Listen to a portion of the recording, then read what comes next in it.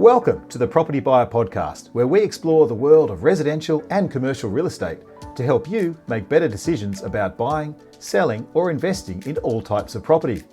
Join me, Rich Harvey, CEO of propertybuyer.com.au and multi-award-winning buyer's advocate. Our podcast features expert interviews, market trends and insights, and practical tips for navigating the complex world of Australian real estate. Whether you're a home buyer, a seasoned property investor, commercial buyer, developer, or simply curious about the property market, our podcast is for you.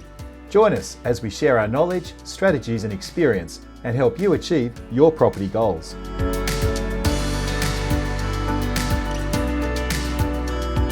Well, welcome to our next edition of the Propertybuyer Podcast. Sydney's luxury property market contains some of the best real estate in the world. Think Point Piper, Rose Bay, Double Bay or Vaucluse with massive waterfront mansions overlooking the Opera House and the Sydney Harbour Bridge. Think Mosman and Cremorne with views back to the city, or the Balmoral slopes with views out to the heads. Or think sprawling estates on the lower and upper North Shore, from the leafy suburbs of Roseville, Lindfield, to Wahroonga and Warrawee, close to those beautiful prestigious private schools. These areas contain the types of real estate that dreams are made of. Yet how does one find these hidden gems and the best opportunities in such tightly held markets? What do luxury buyers really want, and where are the buyers coming from? And what is the state of the top end of the market? To provide some timely insights into the world of prestige real estate, we have Darren Curtis from Christies International with us today. Darren, great to have you on the podcast. Thank you very much. Pleased to be here. So Darren, we have a little tradition with the Property Buyer Podcast. We start with Thought of the Week, and this one is a quote from Mark Twain, and he says, "The two most important days in your life are the day you're born and the day you find out why." What do you take from that quote? Well, having thought about it, I think he's really saying there, for me, that time is finite for us. And given the fact that time is finite, it's really important, obviously, to know that you're here. But secondly, perhaps he may be indicating that it's important for us to really try and, within that finite time frame, find out what it is that we want to be doing and really trying to find your place and achieving those things that you as a person are capable of achieving. Awesome. I think it's all about purpose too. I think it's great. I think a lot of people are born and they just float along in life, but I think he's saying you get a direction, have a purpose. That's right. So, awesome. Thanks. Well, look, let's turn to things real estate. First question off the bat here is what inspired you to get into real estate? And secondly, how long have you been in the industry and what sort of roles? What was your first role in real estate? So my first role was actually back in November 1999. I just finished university in Canterbury in the UK, and I was offered to come to an interview in Notting Hill in London. It wasn't something I'd necessarily been looking at doing, but it was an opportunity at the time that I couldn't refuse. So there in November 1999, I started selling 1 and 2 bedroom flats, as we called them in England, and I was there until 2006. Awesome, fantastic. Was there anything about real estate that you really enjoyed that sort of attracted you to the game?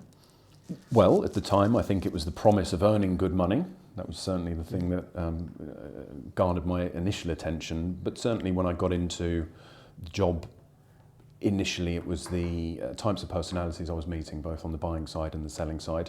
And obviously working in Notting Hill, it was an exciting area. The film had just come out, and there was a lot going on. There was a real buzz around West London at the time. Fantastic. It sounds like you're a bit of a people person. You love meeting interesting people. Correct. You certainly would in your game. So you're now at Christies International.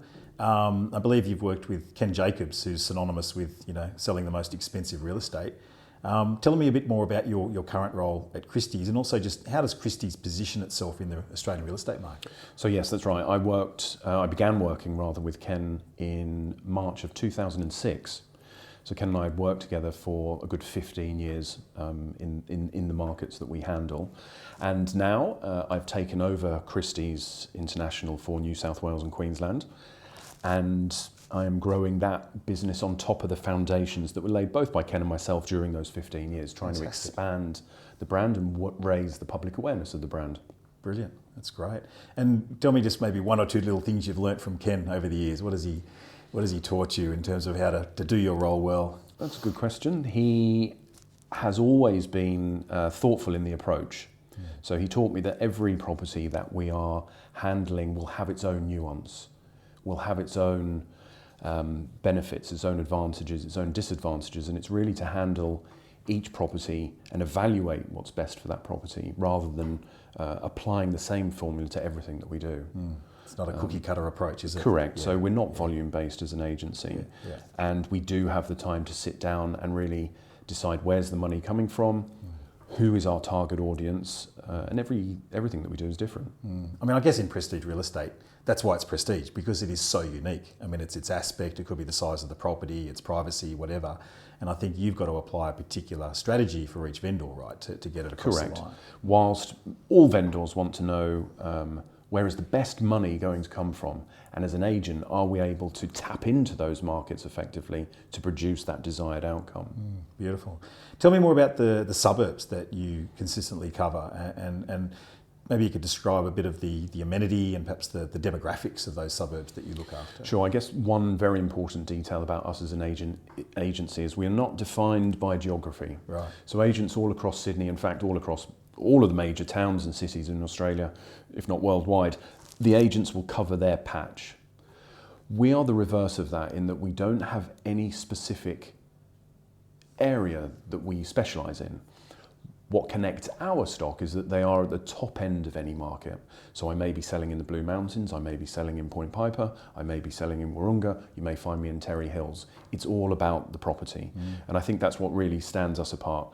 Whilst yes, I may not do as many sales in one specific area, I am doing as many sales at the top end as anybody else. So you're in the top 5% of pretty much any suburb in New South Wales or Queensland, right?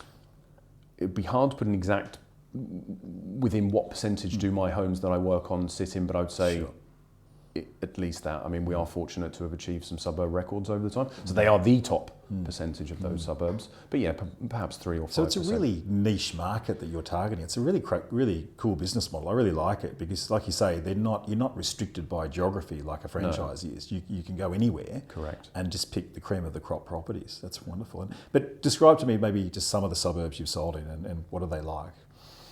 Well, look, let's have a look. Recently, I've been doing quite a bit on the upper North Shore. I actually live myself in St Ives. So I do from Killara, Pymble, Warrawee, Wahroonga, those sorts of suburbs. They, compared to the eastern suburbs, they are able to offer much more space as a value proposition. Obviously, since 2012, I have seen a real growth in the demand for those areas, particularly from overseas buyers, which I'm sure we'll get to later.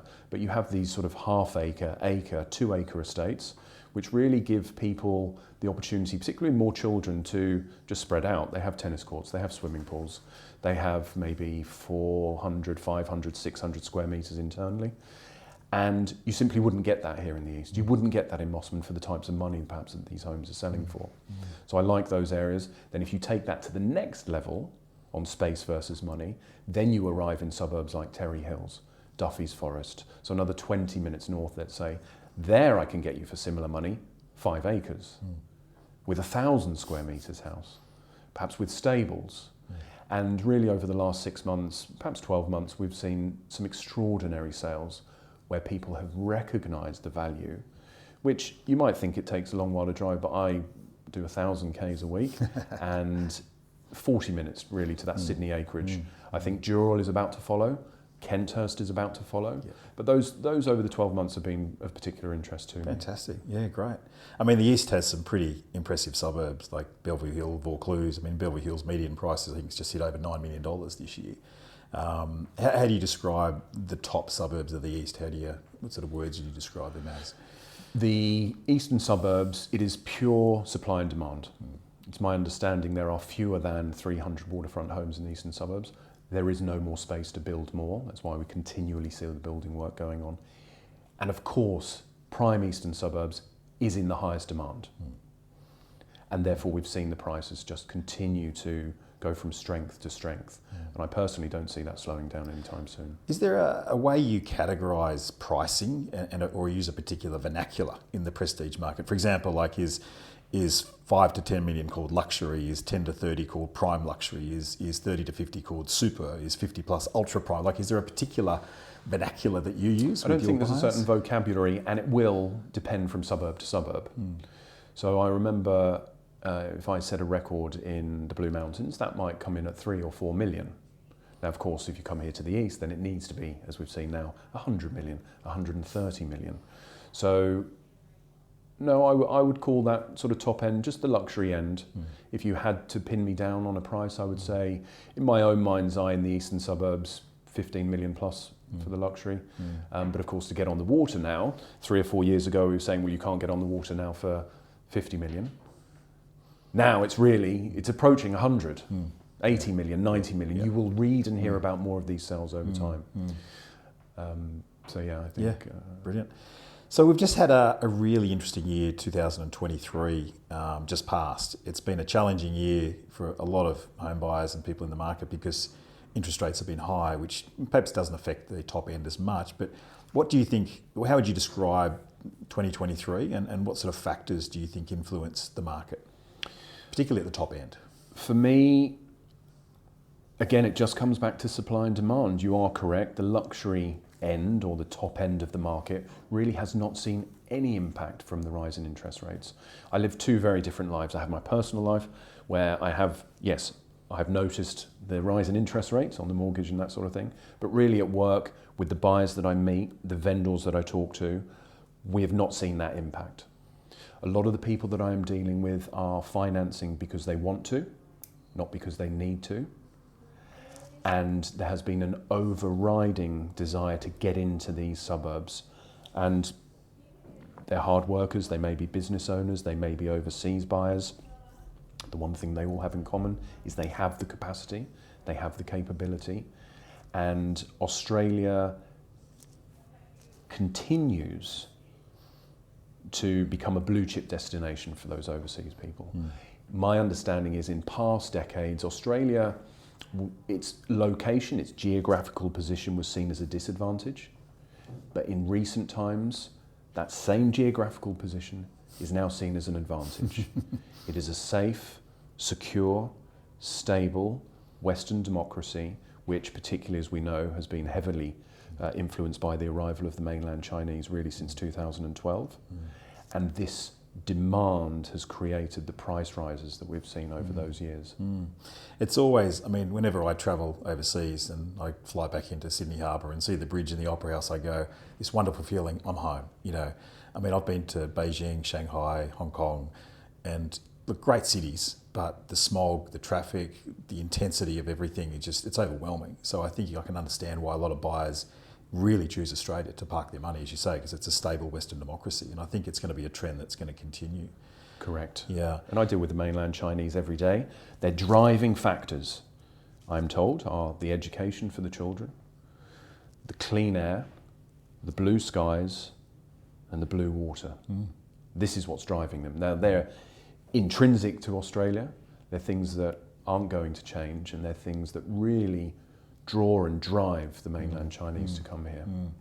So putting your crystal ball out there, thinking ahead 2024, what's your predictions, expectations as we head into the market for next year, particularly, again, the top end? You know?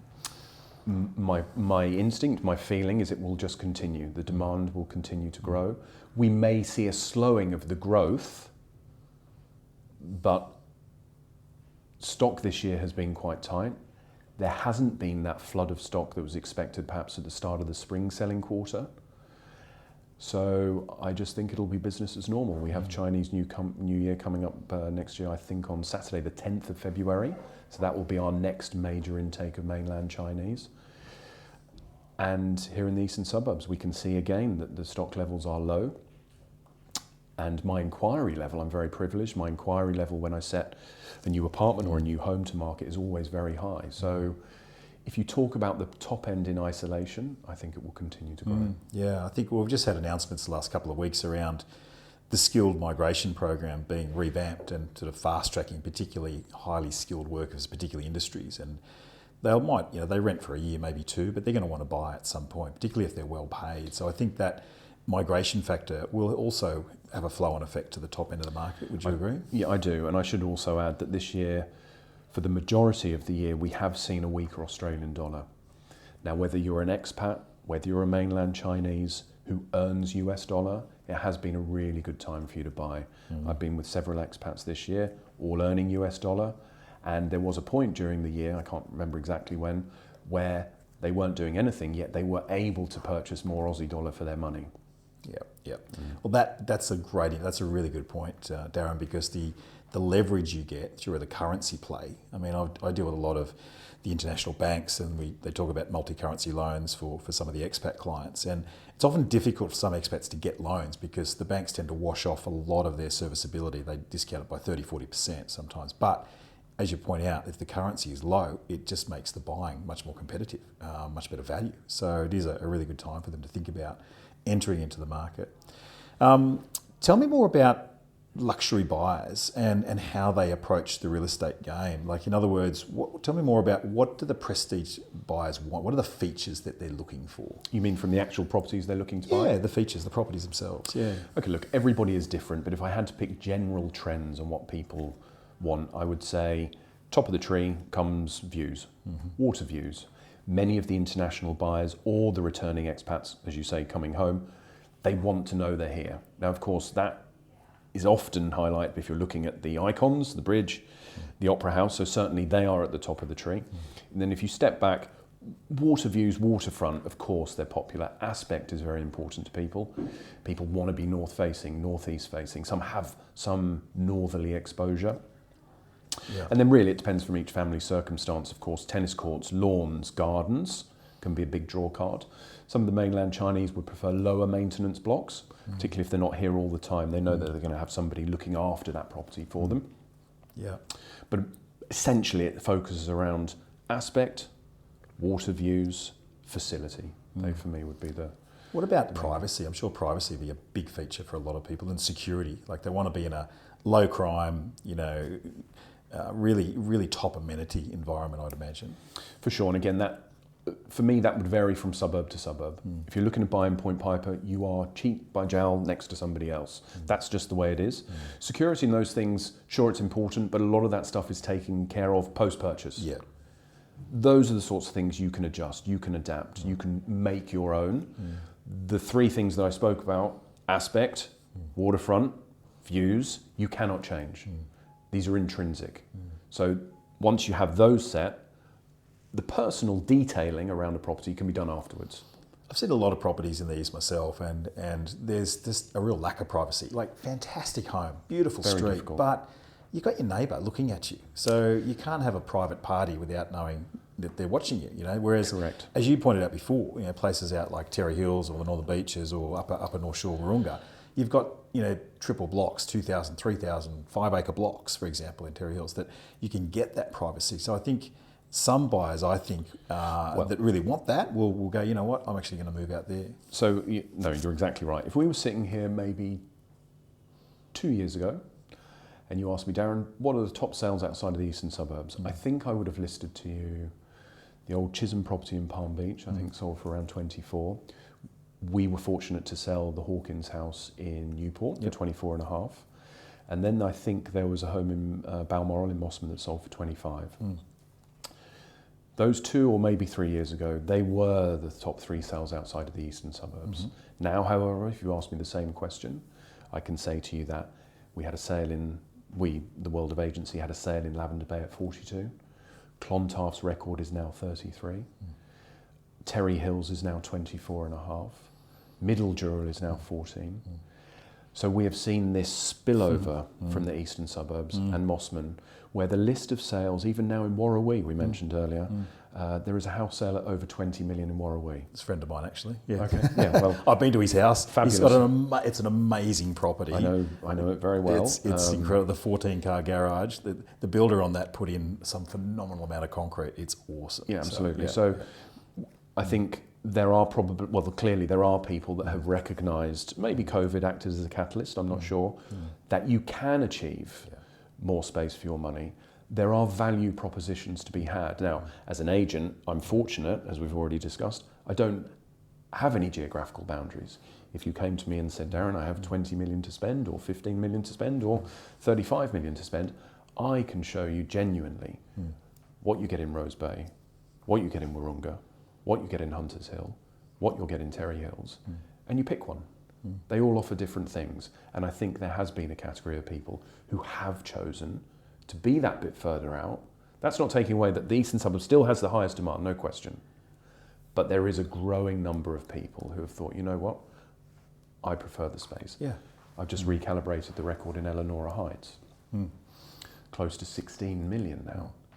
If I showed you that house and you saw the views, the land size, is an extraordinary purchase.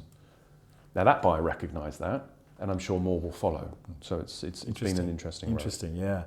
I'm curious to know, just on the same question, just how luxury buyers think in terms of the way they approach buying real estate. Do they look at it more from this is just purely a lifestyle decision, or do some of them go, this is more an investment decision? You know what, if I hold this for 10, 20, 30 years, I'm going to make money. And I just think back to a client that I helped buy a beautiful property, a waterfront in Fairfax Avenue in Mosman. And my client came to me, he'd fallen in love with the property, so he engaged me to negotiate it, and I got him a great deal. This is back in 2008, or whenever it was, 2009. He paid, I think, around $8 million for it at the time, which was a pretty decent price for Mosman back in that day.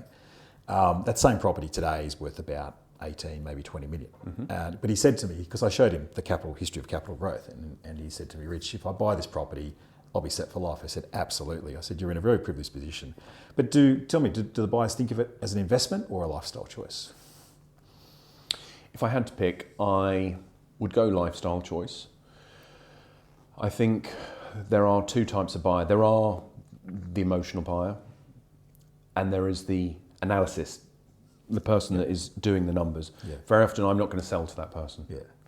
I'm acting for the vendor. I'm looking for the person with whom I am able to generate that emotional connection. Now, I'm fortunate that much of the stock I sell will generate that emotional connection. Right.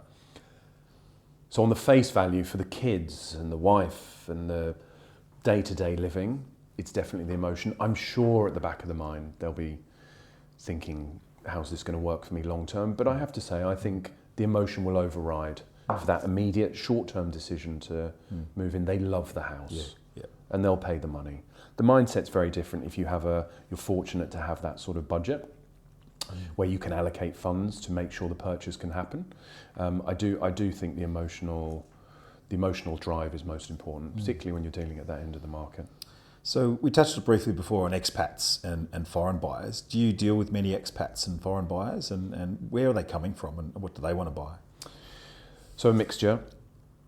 Yes, I do deal with them. I've just sold a property in Greenwich, suburb, not far from the city, unvalued suburb, I think. It's got a lovely English village feel to it, absolutely. Doesn't it? I did have the suburb record, though I have just lost it. But they were coming from Dubai, Australians, children of year 7 school age coming home. They see it. They've done the work overseas. They've earned the money, and actually they're not due back for another 18 months, but again from overseas they've been looking at the Sydney market. They can see the strength in the Sydney market, the demand in the Sydney market, and decided to make that move now, particularly added to that with the currency. So they have now rented that out, but they've put their foot on a waterfront with some astonishing views. What I felt was relatively good buying. It needs work, but as a long-term value proposition, it's very good for them. So there's a mixture. Expats, I was with someone from the UK, again, coming home, children of school age, looking for acreage, daughters into horses. He's purchased up in Ingleside, which I think is the next acreage suburb that people should be looking. Duffy's and Terry Hills have already gone, but Ingleside I think will be next. And then the majority of the overseas purchases that I'm dealing with are mainland Chinese. I deal with them every day. And I have done now for, more than 10 years. Apart from Chinese, are there any other kind of countries they're coming from? In UK, Malaysia, Singapore? No, Vietnam, I have noticed an increase in inquiry. India, I have noticed a small increase in inquiry. South Africa is always quite steady. But if I pick 10 buyers, I would say that the mainland Chinese comprise 8 of those buyers. And the remainder of the countries are probably the last 2. Okay. And when someone's a foreign buyer or an expat buyer, how do you explain the buying process to someone who's never transacted in Australia? Do they tell you their budget and share that, or how do they go about it? I think for them it's a learning curve. So initially, let's take mainland Chinese, they will offer up a budget to understand what it is that they can get. So I have 5 million to spend, could you show me what I can get? They see what they can get, it's not quite what they need, I will then be told, well, I can now spend 10. And I have had examples where that person will then end up spending 25. So I think for them and for us together, we are in a learning curve. Yeah. The actual buying process, because of the restrictions of buying in Australia, the visas that are required, you must be a permanent resident, you must be a temporary resident at the minimum, permanent to save yourself the extra stamp duty. A lot of those buyers that I'm meeting have already gone through that process. They've secured their visa, they've taken 18 months to do that, then they come and see someone like me, they're ready to buy, to write the cheque to purchase the home. So budget's flexible, fluid at this end of the market. Yeah, great. It's really a learning curve for both sides. And again, I have to say, Australia, although we here internally see it as being very expensive, well, I certainly do, compared to other overseas cities, it is actually still relatively good buying. If you look at some of the rates per square metre they might achieve in Shanghai, as you mentioned, it's extraordinary. So as an agent, I have to remind myself continually that these guys already know what expensive real estate is. And if they're looking at waterfronts in Point Piper or in Hunters Hill or anywhere, they are still feeling that it's relatively good buying. And they might be using a metric, or a New York buyer, for example, might be using a per square foot measure, and it's like, it's really super cheap. We really appreciate you tuning in to the Property Buyer Podcast, and I hope that you're finding our expert interviews helpful. So that we can keep providing this information and growing our audience, we rely on word of mouth recommendations. If you found this information useful, could I please ask you to share this podcast with your friends, family and colleagues, and ask them to subscribe to the Property Buyer Podcast.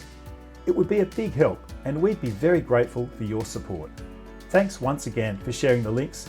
And now, let's get back to the podcast.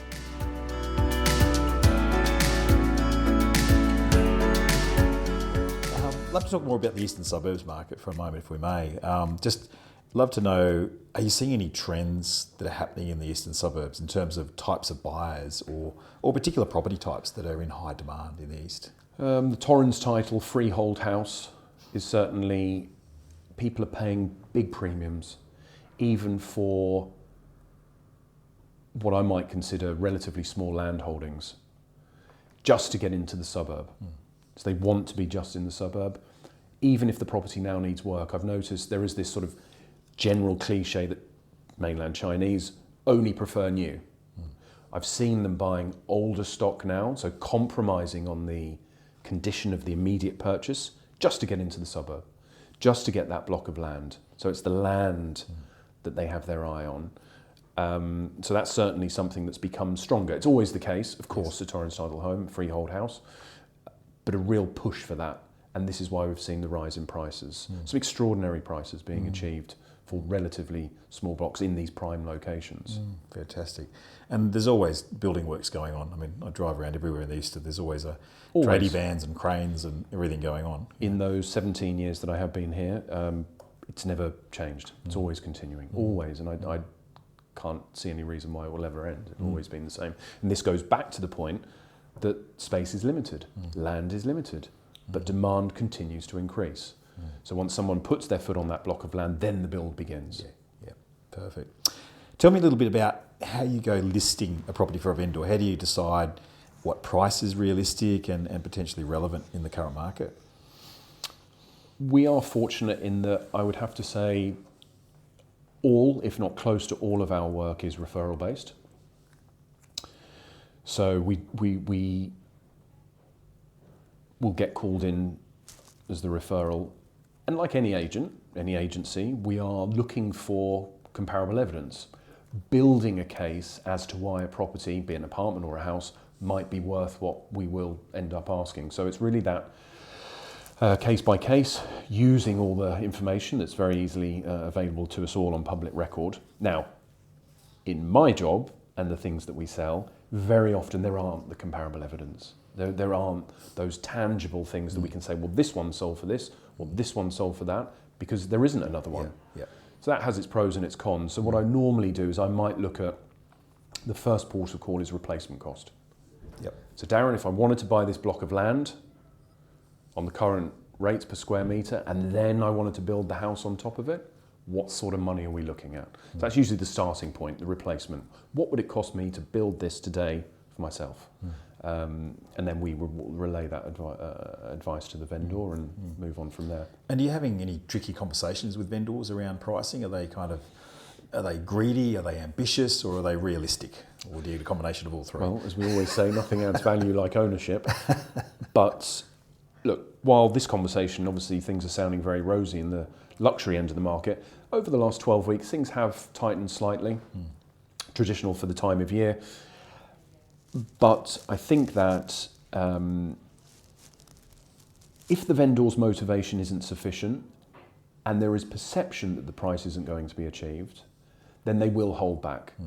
So with those vendors at the moment, it's probably not worth them giving themselves that exposure to the market if they're not going to be at the price. Yeah. If the motivation is there is absolutely no question that each home that I'm marketing, we could sell today. So the demand is there. But just recently, it's whether that demand does reach the expectation. If you have a vendor who's been in a home for 25 years, there isn't that drive to sell, but there's a feeling they're not going to get the price, then they will withdraw, which in turn then stifles our stock supply. Which perversely increases the price of everybody else's Correct. property. So it's difficult. But the job at our end and the clients that we deal for, we are trying to give genuine advice. We do get paid fees, and really trying to take that as an advisory role rather than just simple turnover. Yep. It's very important. I want to talk about off-market property with you, and we do a lot of off-market, as you know, with a lot of agents, and we've done transactions with yourself, but in the eastern suburbs and the North Shore, a lot is sold off-market. What do you think are the pros and cons of that approach for everyone? I think that, as background, out of, let's again pick 10 deals, I probably do between 2 and 4 off-market. So quite a high proportion, I think, compared to the majority of the market. I think from the buying side, certainly the advantage is that you're maybe not having to compete with as many buyers, particularly if it's something which we will be in high demand, north-facing aspect, waterfront, views of the icons. So if you can gain access into something off-market, of course, it's going to work for you. Disadvantage is that even as a buyer, you may have to pay a premium to persuade the vendor not to go to public marketing. If they're not at a premium, why wouldn't the vendor just go public? So there could be some wrangling, of course, on market, off-market, but off-market with price. From the selling side, look, I think it's simply that the vendor knows that they have realised the maximum value. If you show one buyer, you get a good price, the automatic vendor's reaction will, hang on, if we've shown one buyer, what happens if I show 10? Now, there may be merit in that thought, but it's a conversation I normally have prior to showing anyone. That if we're going to get a price from buyer one that you would have been happy with at the end of a campaign, then you should seriously consider it. Why not take it up front? Because those other buyers might have expectations well lower. And very often, even on market, and I think most agents would agree, some of your very best buyers will come through first. Exactly. They are the first buyers, Exactly they are right. the buyers who are looking, they are the buyers that are getting the alerts, they're on the market, they know what's happening. They're motivated. They're motivated. And so they'll come through the front door first. It's just making sure the vendor is cognizant of that, that they understand that. In those first few years of being here, I had examples where I'd brought the first buyer through, they'd made a great offer, we didn't transact, and we look back and we did regret it. So those conversations are much clearer now with the vendors prior to anyone coming through. It's often the best time to have it. Brilliant.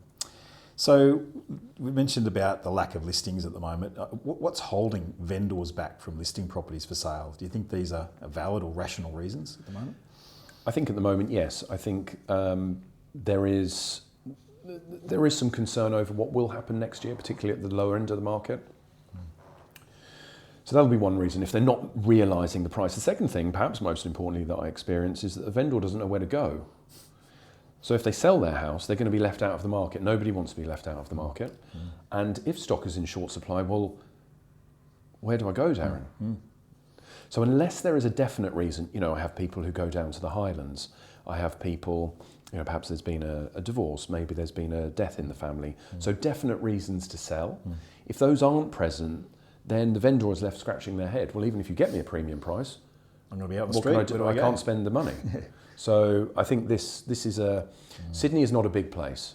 There aren't many homes. So if someone doesn't have that clear, defined path to go down, then they will just stay put. Yep. Because long term, they know the investment's good to have. I call it the Great Mexican Standoff. Yes. I'd love to sell my house, but where am I going to go? Correct. I mean, that's where we come in as buyers agents. That's where we love working with agents. We say, look, we'll further than us, and we'll go and find the next one, and then we often do, and then we make the whole transaction happen on both the buyer and the sale side. That's right. So, yeah. And what about buyers? What's holding buyers back, do you think, at the moment?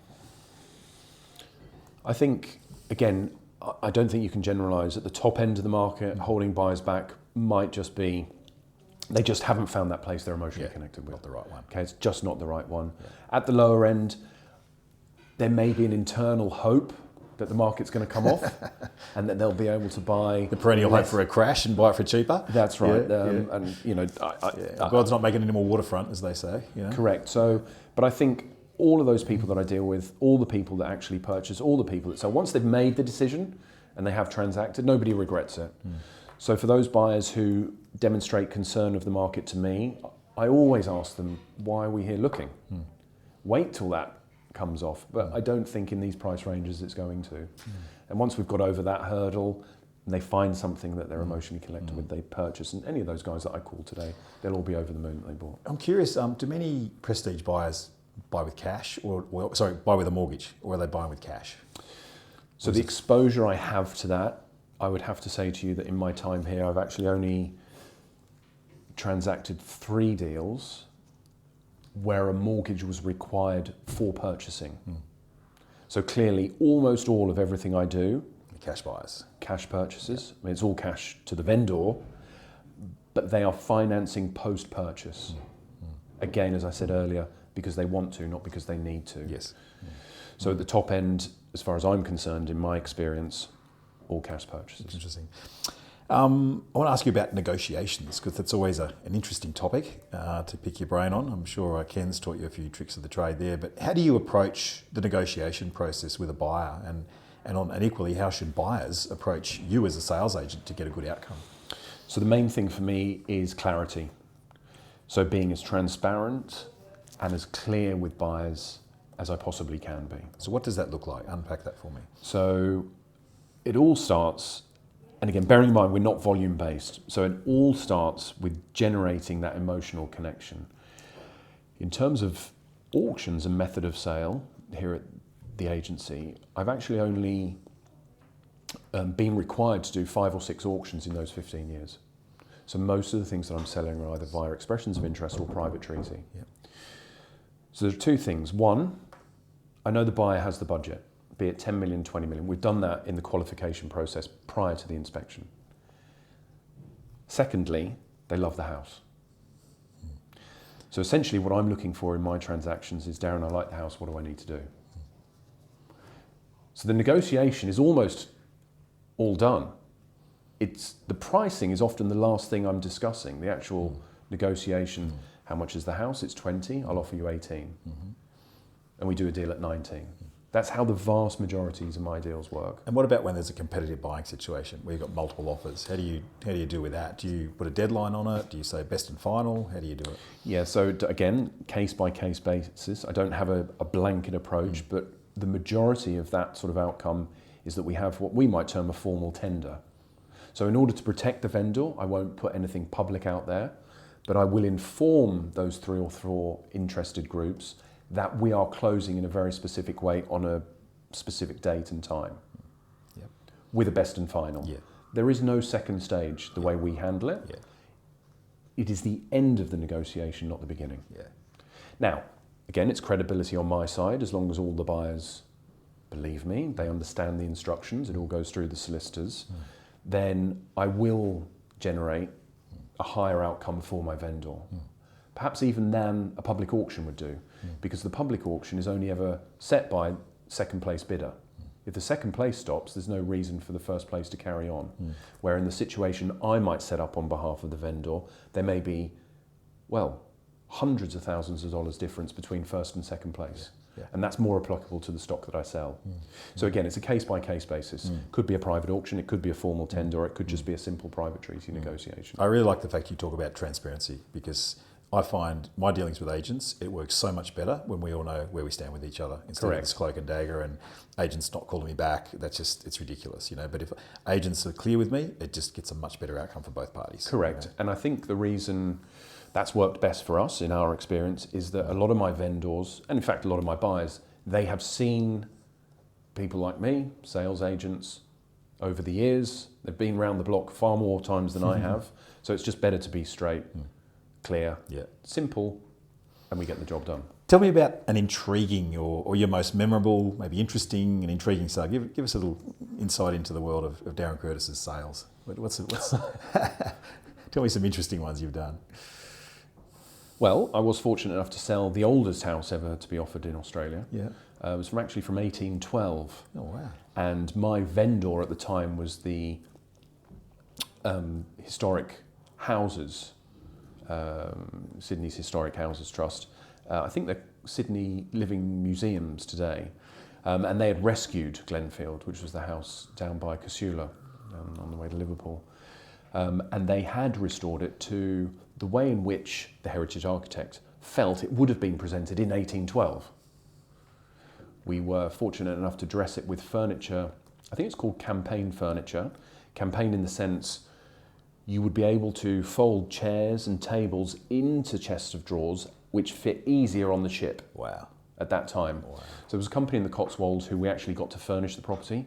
So not only was the exterior authentic, restored by Historic Houses Trust, but also dressed internally the way in which it would have been. And funnily enough, that buyer was a heart surgeon at Liverpool, but lived in Edgecliff, was fed up with the commute, and so picked up 3 acres with arguably one of Australia's most significant homes, much closer to work. Fantastic. So that was a good one that Wonderful. I remember. Yeah. But whether I've been directly involved or on the sidelines with some of the, seeing Fairwater that Ken transacted a few years ago, or some of those major Sydney What did estates. Fairwater sell for again? 100. 100 million. Yeah. So that was the first house to sell for that level. Well, there are only 2 now, but that was the first one. So being able to access and experience those homes, put all the listing and selling aside, but actually just to see some of these homes has been very special for me. Was he involved in Altona as well? He was. Yeah. Okay, fantastic. So what's been the most expensive property you've sold? Personally, I was involved in Seven Hillside last year, or maybe that was 2021, that was 35 million. There was a couple that year, Bellevue Hill, there was 2 to 4 Tarrant Avenue that we sold for 25.5 million. So there's been a cluster of those sales between 20 and 30 million, and then mid-30s. But most of my work, I think if we sat down and worked out the average sale price, it's a little around 10 million, a little over 10 million. Fantastic. Is mostly what I do. Awesome. So I've got 2 more questions for you, then you're off the hook. Tell us about your own experience in buying property. Are you an active property investor yourself? No, is the answer. Obviously coming from the UK, it took me a few years to get my head round being in Australia, so far away from what I might term home. So I have property in England, and I hadn't got into the rhythm of doing that here, but I have now. Yes. So I have 3 children. Yeah. We have our own home in St Ives, and I am looking, for me at the moment, I think important, we've already touched it in this conversation, is the land. It's the land that's been... It's the land content that drives value. Always. Yeah, absolutely. And so we are looking down south. I like the south coast. Perhaps for some acreage where we can build. But it is something which over the next few years I want the children to be able to enjoy. Wonderful. And within a couple of hours of Sydney, so I'm not too far away. Fantastic. And last question, could you share maybe a piece of investment, the best piece of investment advice you've ever received?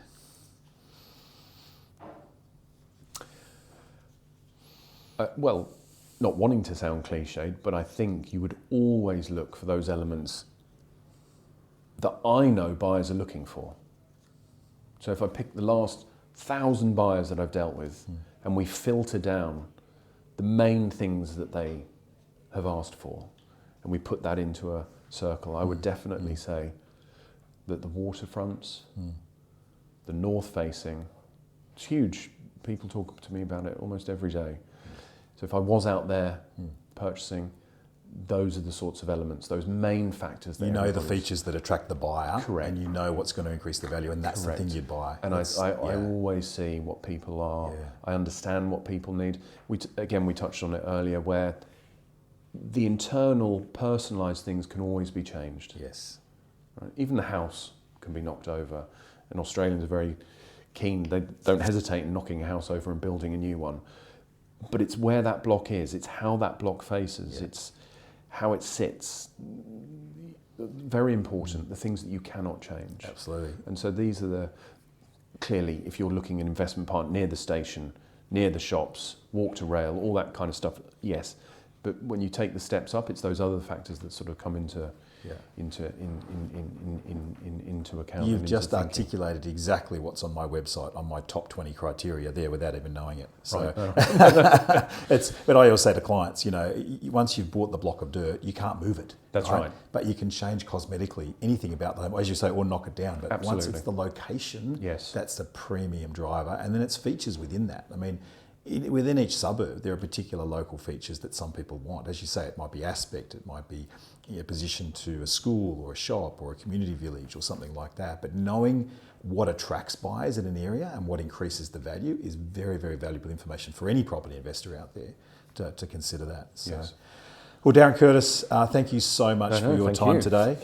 It's been very, very educational. I hope our listeners will, I'm sure they're going to get great value, but thank you again for coming on the Property Buyer Podcast. Thank you for inviting me. I'm Rich Harvey. Thanks for joining us. We look forward to seeing you again on another edition, and we'll say bye for now. Thanks for being with us on another Property Buyer Podcast. If you have a question you'd like to ask, please click on the SpeakPipe link and we'll answer this during the next episode. If you're looking to buy a residential or commercial property in the near future and would like to get the added advantage of having a buyer's advocate on your side, then please reach out to my team today and send us your inquiry, and we'd be delighted to help. Please visit our website at propertybuyer.com.au, where you can stay updated with all my latest market updates, weekly blogs and live suburb profiles to help you make better property decisions. We look forward to connecting with you again on the next Property Buyer Podcast.